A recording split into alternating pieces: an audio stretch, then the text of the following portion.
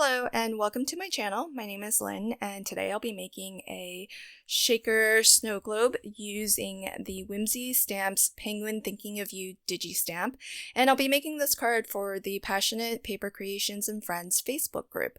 If you've never heard of this group, I'll leave a link to the group in the description box below, so pop on over and check them out. It's a fantastic community of colorists and card makers, and so if you're looking for inspiration and just a fun group of people to virtually hang out with, this is the group to join.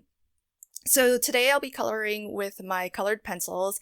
I have a set of 72 from Prismacolor, and I found when I was shopping for color pencils that this is a very reliable, high-quality brand that is also very affordable as well. And so I was able to treat myself to a slightly larger set of colored pencils, but if your budget doesn't allow, you can always start with a smaller set, because the nice thing about colored pencils is that they are fairly easy to blend, especially the Prismacolor ones, because they're really creamy and soft, and if you use a nice and light touch, as I'm doing here, you can layer on multiple colors, multiple layers, and blend them out smoothly. And so that's really the key, is using a light touch and having the patience to kind of blend over multiple passes. By the time I'm done coloring this image, I probably will have colored this penguin in maybe 4 or 5 times, just, factoring in all the layering that I do. And you can see that first pass, it's very light. You can hardly see any color at all, but using the exact same colors and going over the same area again, I can adjust the colors, I can deepen the colors, and especially with this set of oranges and yellows, I can make I can change the color to be a little bit more on the yellow side or a little bit more reddish, just depending on how much of each color pencil I actually use. I printed this image on just some regular cardstock. I actually printed it on my 120-pound accent opaque cardstock. And the reason why I chose this cardstock is because it is not super smooth. Usually when I know I'm going to color with my alcohol markers, I'll print onto my Hammermill digital premium color copy cardstock, which is super smooth and bright white. But in this case, smoothness isn't something that I want in my paper. I want it to have a little bit of tooth, a little bit of texture, so that it will actually grab onto the wax of my color pencil and allow me to actually layer on multiple passes of color. And you'll see here with the hat that I'm coloring, I'm using some different aquas and even a touch of green. And so you can just see as I layer on the multiple colors how that begins to develop and change over the multiple passes that I make. And as a final step, what I do is actually burnish my color pencil work, because I do prefer to have that smooth finish where you don't really see any of the cardstock color coming through. And what I use to burnish is either white, at least for this image, white, or the lightest color of the area that I'm coloring. And you definitely want to leave burnishing as a last step, because there you can use a slightly firmer pressure, and what you'll be doing is actually flattening your paper. So once you've removed some of that tooth in your paper, it's going to be hard, if not impossible, to layer on more color on top of that. So now to construct the snow globe, it's super simple. This is a snow globe set from Apple Blossom, and there are not a lot of dies in the base set. There's 3, and so constructing this is super easy.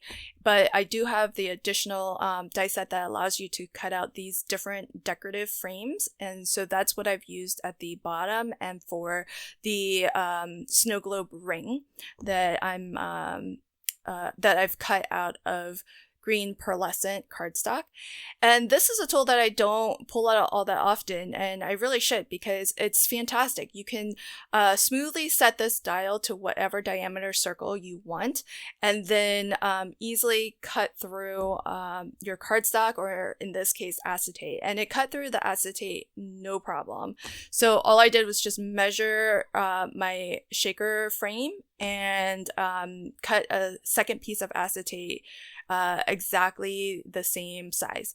If you don't have that circle cutter, you can always do what I did for the first piece of acetate on the very front of this shaker frame, which is to just attach my frame to it and then using a pair of scissors cut around.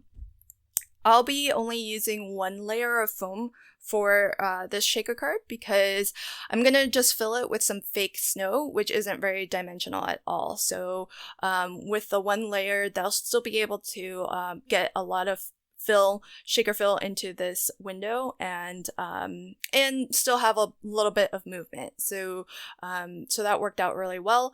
And I am backing the penguin himself with foam, and this way, by closing this off completely, I actually don't need to put in quite as much shaker fill. And also it allows me to attach the penguin to the back window of the shaker component, and so he's not only attached to just that front piece of acetate. Now, I did brush on some baby powder, which is what I use as my anti-static powder. And that's because these fake snow bits, they're just plastic. And so they tend to kind of bounce around and cling to anything that has static. And you'll see as I bring on the second piece of acetate, as soon as I hover it over my shaker window, it just attracted a bunch of those bits. So off camera, I did actually brush on some of my baby powder onto my acetate. So that actually helps the bits move around a little bit more as opposed to just clinging to the acetate. They still cling quite a bit, but it probably would have been a lot worse if I didn't use any of the baby powder at all. And whenever I make a shaker window, I do prefer this method of actually putting acetate on the front and back so that I have a completely separate shaker component, because I find it so much easier to line it up on my card base this way, as opposed to putting my shaker fill onto the card base and then lining my frame up over top of it. I'm just really bad at that. So I'd rather just use that extra piece of acetate and have a fully formed shaker component and apply it to my card base that way. And this penguin has the most adorable smile, so I thought smile would be a great sentiment to add to this little snow globe.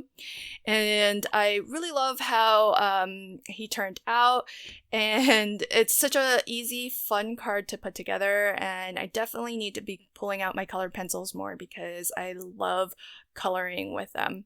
If you want to check out more inspiration using some Whimsy stamps, digi stamps, hop on over to the Passionate Paper Creations and Friends Facebook group, because Whimsy Stamps is sponsoring us for the next couple of days. So the design team has put together some amazing inspiration for you to enjoy. So definitely have a look there. I hope that you enjoyed this card, and if you did, please consider liking, commenting, and sharing. And if you want to catch new videos as I post them, hit the subscribe button and ring the notification bell. Until next time, happy crafting and have a fantastic day. Bye!